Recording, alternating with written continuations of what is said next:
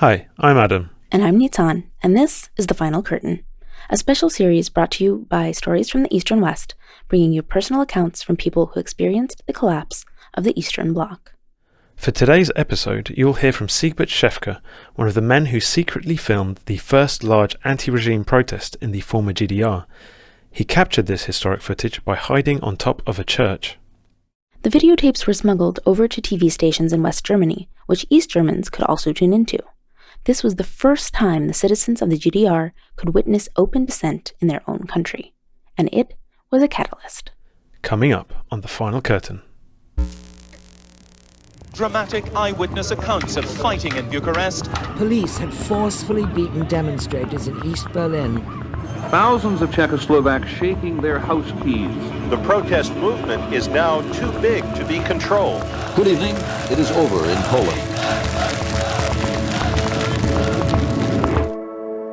Iron Curtain across Europe, torn down.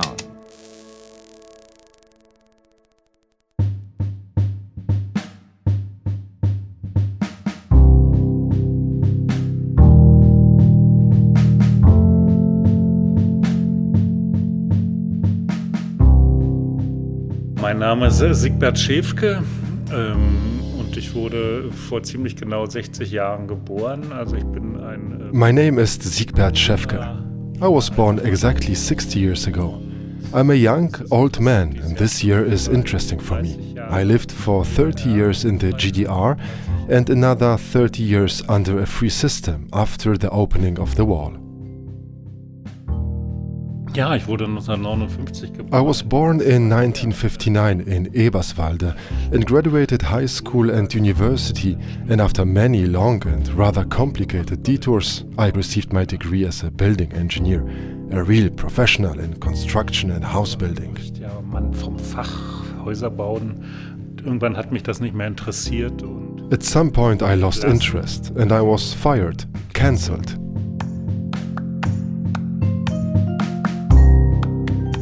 Ich sage dann immer, sie haben aus einem... I always say that this made a part-time revolutionary into a full-time revolutionary. I became unemployed in 1987 and stayed unemployed for the rest of the GDR era. I proceeded to do what I thought was right.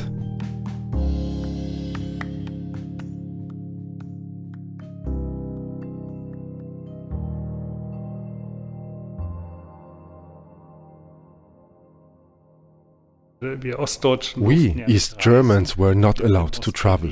I lived in East Berlin and saw the wall every day. And every day I thought about the fact that when you're 20 years old, you think to yourself that only after you turn 65, they allow you to travel to the West.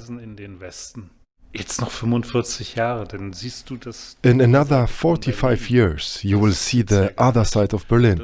You can't accept that. Und dann ist ja meine Familie auch gespalten gewesen. My family was split by the wall. I had a West grandma and an East grandma. An East grandma that lived in the GDR, near Szczecin, and a West grandma that lived in the West, and I saw her once a year. And you always had to take into account never seeing where your West grandma lives. That was something that I couldn't accept. Das ist so eine Sache, die ich nicht akzeptieren wollte. Und das so mit 22 Jahren und irgendwann wollte ich mir das alles nicht mehr gefallen lassen. I was 22 years of age and I suddenly didn't like it anymore. Die DDR zu beseitigen. And then you start thinking about how you could eliminate the GDR. It was about the freedom to travel, freedom of the press and having diversity in political parties. Solidarność natürlich längst vor uns gegründet hat. Und the same as with Solidarity in Poland, which was established much earlier.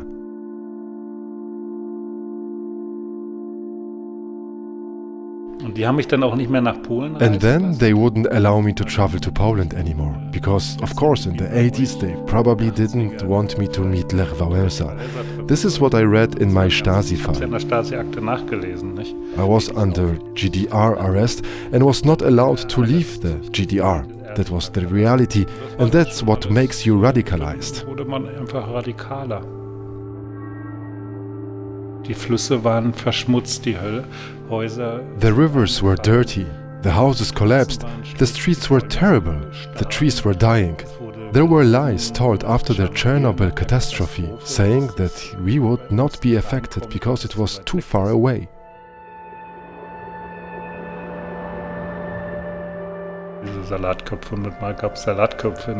There were lettuce heads that you used to be able to buy in the GDR, but there was this strange situation because they were no longer selling these heads of lettuce. It meant that something was wrong.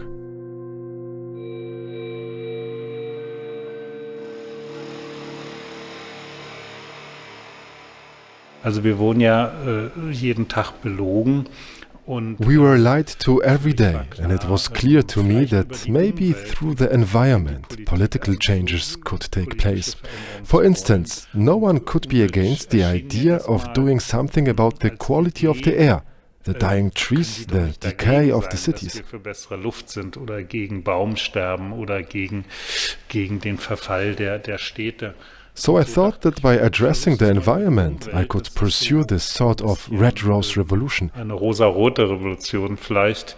Und deswegen. And obviously this took the form of political demands. Und natürlich letztendlich waren es alles politische Forderungen.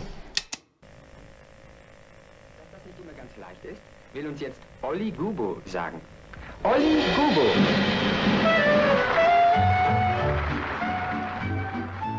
95% aller DDR-Menschen konnten 95% of people in the GDR were able to watch West German TV channels. I wanted these TV stations to broadcast something from over here into the living room of every person in the GDR.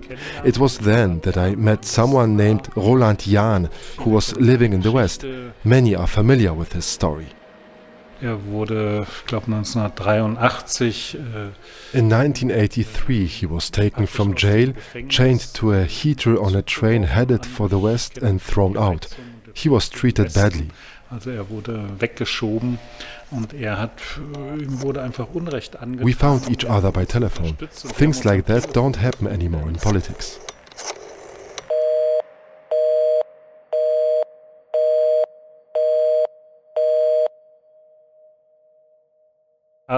My friend Aram was released from jail. He'd sat inside for 6 months. Und wir hatten diese Kassette. We had the cassettes, the cassette recorder, the video equipment, and that was back when it was very expensive. Naturally, every revolution costs money, as I always say. Ja, jede Revolution kostet Geld, sage ich immer. Ich hatte dann einfach Kontakte und I had contacts, and if the wall was not overrun with people, you could transport film and videocassettes. Konnte man doch wenigstens Filme und Videokassetten. I had a network, and networks were just as important then as they are today. Nothing can happen without a network. I had a very thick telephone book, a thick address book, and I wanted to find people, like diplomats, who were allowed to cross over without being checked. And they transported empty cassettes over here and took full cassettes back, which was of course like a business because they wanted information. And we didn't really know how to use a camera. Informationen wollten und so haben wir dann eben, ich konnte ja gar keine Kamera bedienen.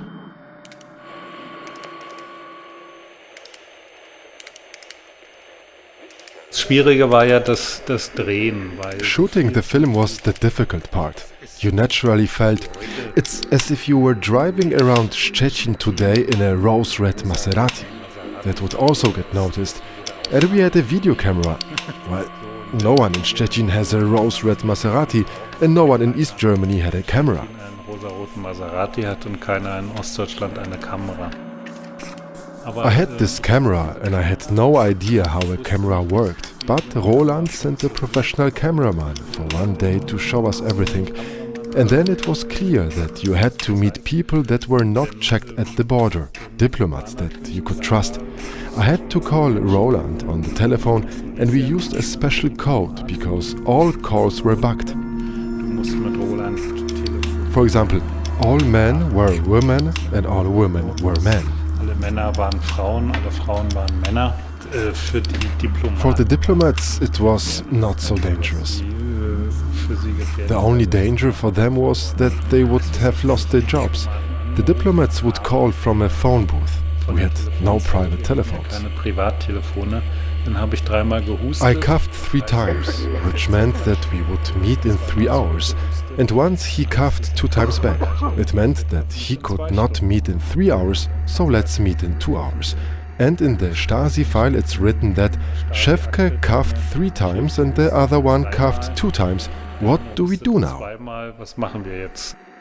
Und so haben wir versucht, so ein bisschen... We tried to be like a fox and rabbit. But who was the fox and who was the rabbit? Und wie gesagt, and like I said, 30 years later you can minimize it and make this sound ridiculous, but in the end it was about going to jail and having your freedom taken away. Unfreiheit. Und klar, heute würde and obviously one could say, I could have been braver or should have been braver and thought that I should have done this or that. But back then there was nothing else for us to do. Mehr drinne. Ich wollte ja auch. We wanted to get through it. It was a scary situation.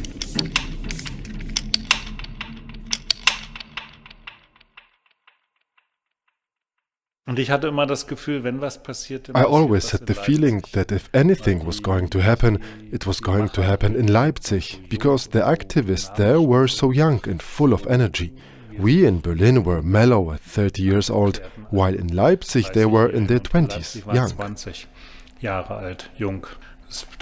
Und dann sind wir Montag für I traveled there month after month to monitor developments, and a week before October 9th we were already there. Am 2. Oktober und sind mit den On October 2nd, we walked with a small group of a few thousand protesters, but we didn't trust ourselves to film, and that is of course a shame when you realize that you were there but didn't film even 1 minute of it.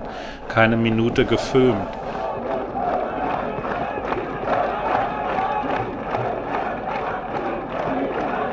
Und deswegen wollten wir And that's why we wanted to do it differently on October 9th, with a secure camera viewpoint on top of a church so that we could film from above, looking down.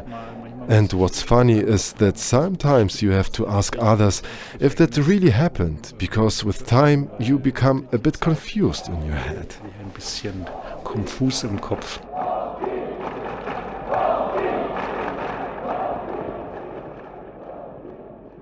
Naja, erstmal mussten wir ja herkommen nach Leipzig. First, we needed to make our way to Leipzig. I left my apartment via the roof and went over several rooftops running through East Berlin. Aram picked me up from somewhere, and the Stasi were standing down on the street and watching. There were timers for the lights and alarms. The lights turned on and off, the TV on and off. And so the Stasi thought that I was still inside the apartment, but I had snuck out over the roof. Nicht nur Spaß. Heute kann man natürlich. It wasn't necessarily fun. Today you can make fun and tell funny stories, but back then it was, yeah, Aram didn't want to go back to jail. Aram wollte nicht wieder ins Gefängnis.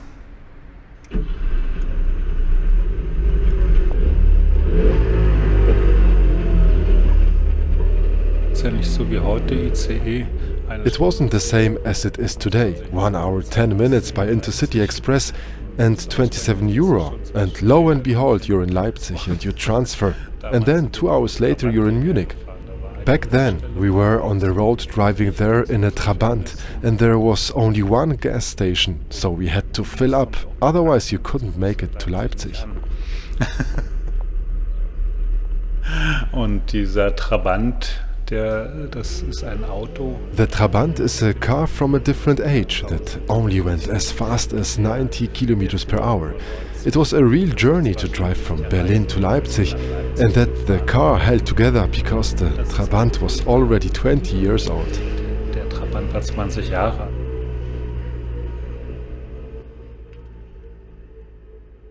Und wir haben schon Nachmittag festgestellt, wie viele Demonstranten. We found out that afternoon how many protesters were there.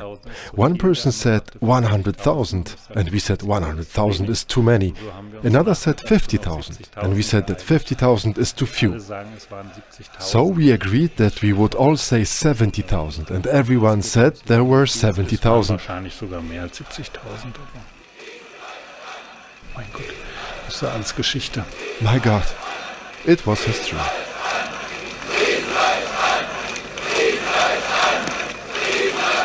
Und nee, es war schon We did not drive through Leipzig as big heroes because already on the way to Leipzig, on the freeway, a military convoy passed us. We knew that they were not driving to Leipzig for nothing. They also had a job to do there.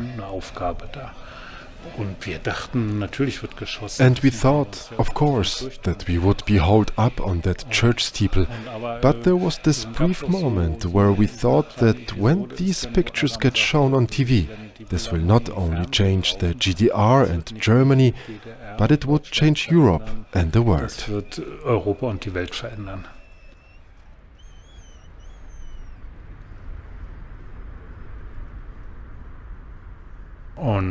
Und ich bin auch wieder abends. And in the evening I went back through the roof hatch into my apartment and found the Stasi were still down on the street watching it. Ob ich oben bin.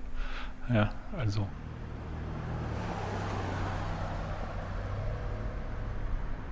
The Stasi didn't know that it was us in Leipzig because they thought that we were in the apartment. It was only when I met the Stasi officer who created my file, my 9 folders with 300 pages, that I told him. Was ich da gemacht habe und vor allen Dingen viele Sachen, die ich gar nicht wusste. And he was able to tell me about things I did that even I wouldn't remember, which women I was running around with. So that's how that looked. Kann man das auch sehen. Es war schon. That was quite a number that we pulled off. It was a milestone because the GDR propaganda in Leipzig characterized it as a few drunks that were demonstrating and breaking windows. And we knew that it was a peaceful gathering, a gathering of 70,000 protesters without a single poster advertising it. An diesem Abend übrigens kein einziges Plakat. And a week later, on October 16th, there was way over 100,000 people, perhaps even 150,000 people, and only 3 posters. When there's this many people, you don't see how great the fear is. And on October 21st, a week later, the first East German TV station arrived and we knew that we had done our jobs. Also es war der 9. Oktober, Leipzig. October 9th in Leipzig was called the Day of Decision, because that day a power shift took place, because there were just so many people. Aber es waren immerhin 7.000 Soldaten. There were 7,000 soldiers and police officers with guns in the city. It could have turned out differently. Ihr wisst ja alle, China, Platz des himmlischen Friedens. In China, Tiananmen Square, the Chinese solution to shoot and use tanks, that could have been possible in Leipzig. Keep that in mind. Im Kopf.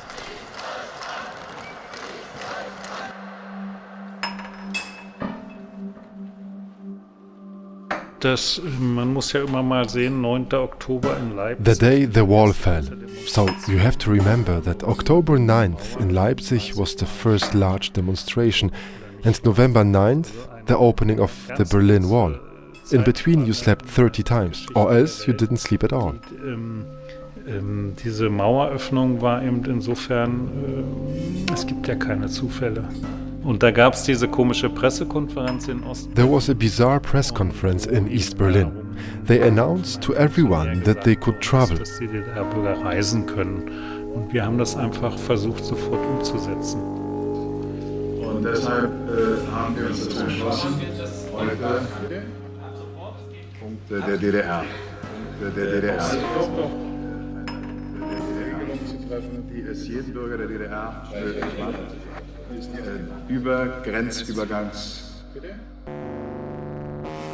We decided to try it as soon as we could, but no one could understand the press conference, so we met in a local pub in East Berlin on Senefelder Platz and discussed it. Wir haben darüber geredet, was das sollte. Dann hab ich mit Aram gesagt, wir gehen jetzt, es gab nur 5. Then I said to Aram, we are going. There were only 5 or 6 border crossing points. We're driving to Bornholmer Straße to see what's going on. We drove there with my Trabant and annoyed them long enough until we were allowed to cross. Until we actually crossed over. And Aram and I were the first to cross over the small bridge, which for us seemed huge because it was the bridge to freedom. While going over the bridge in the drizzling rain, Aram said, "They are going to shoot us soon, because they always shot." And then, were we in the West? And we saw a taxi, and then it was clear that we were in the West.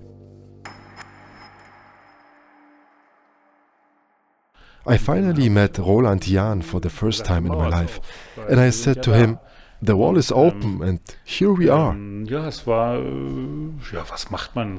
Yeah, it really was.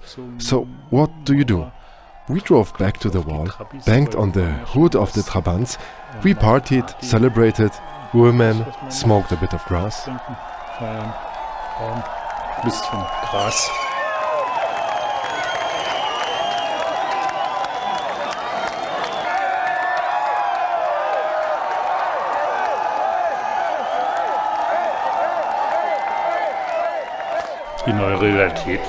The new reality was to get a West German passport as quickly as possible and drive to Grandma's place in West Germany.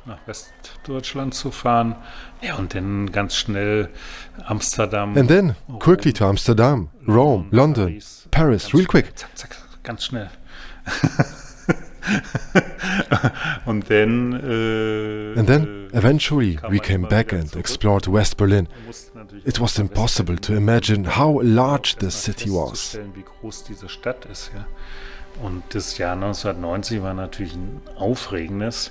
1990 was of course exciting. In the summer I traveled to America for 1 year. I organized a university lecture tour because I was already sick of all the little things in Germany. Universitätsvortragsreise mir organisiert und war da an Universitäten, hat mir da auch. I learned how you can get to places and that you can receive invitations. I was considered an exotic foreigner who had something to report. Der da was zu berichten hat. Und dann kam ich wieder, dann gab's die DDR. Then I came back and there was no East Germany, no East German currency. Then for economic reasons I had to actually consider getting a real job. Weiß auch heute. Ja, und dann hat meine Redaktion hier. Then my editor was looking for an unencumbered journalist and I joined Mitteldeutscher Rundfunk on New Year's Day 1992. 1992.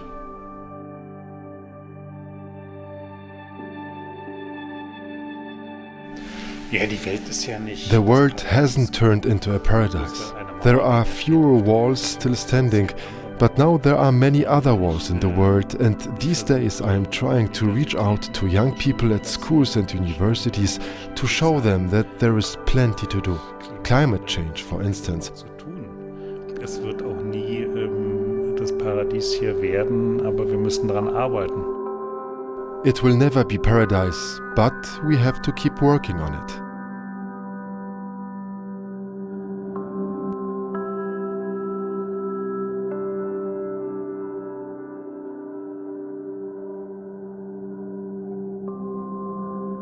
This episode of The Final Curtain was produced for Culture.pl and hosted by Nitzan Reisner and me, Adam Żuławski.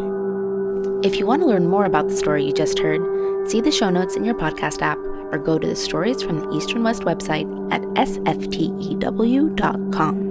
Remember to check our feed next week for more of The Final Curtain. You'll get to know an incredible singer-songwriter, poet, painter and pinecone harvester who always stayed true to himself, even when the whole world around him took a U-turn. Hear you next week.